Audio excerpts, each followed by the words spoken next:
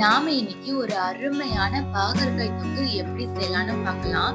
இது சாம்பார் கூட, தயிர் சாதத்து கூட, அப்படியே சும்மா சாதத்துல போட்டு விரவி சாப்பிட்டா கூட அவ்வளவு டேஸ்டா இருக்கும்.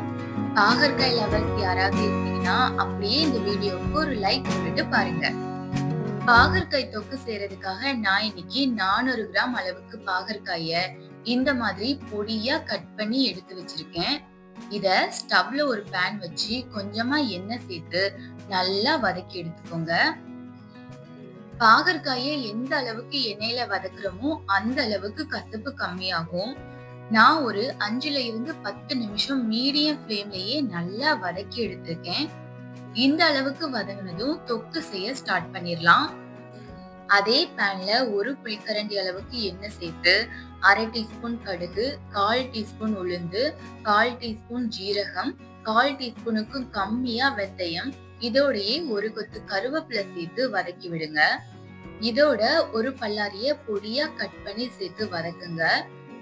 பல்லாரி வதங்கினதும் இதோடயே ஒரு தக்காளி பழத்தை கட் பண்ணி சேர்த்துக்கலாம். தக்காளி நல்லா குழைவா வதங்கி வந்ததும் இதோட 2 டேபிள் ஸ்பூன் குழம்பு மிளகாய் தூள் சேர்த்து வதக்குங்க. குழம்பு மிளகாய் தூள் இல்லைன்னா 1/2 டீஸ்பூன் மஞ்சள் தூள், 1 டேபிள் ஸ்பூன் மல்லித்தூள், 1/2 டேபிள் ஸ்பூன் மிளகாய் தூள் சேர்த்துக்கோங்க. மசாலாவை எண்ணெயிலேயே நல்லா வதக்கி விடுங்க.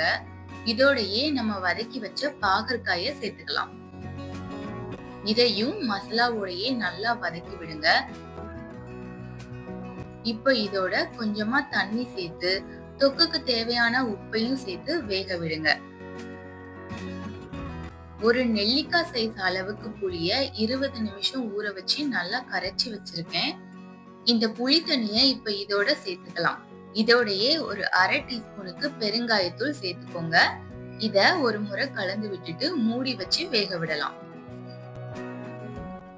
இடையில மூடியை திறந்து கலந்து விட்டுக்கோங்க. தொக்கு கன்சிஸ்டன்சி வர்ற வரைக்கும் குக் பண்ணலாம்.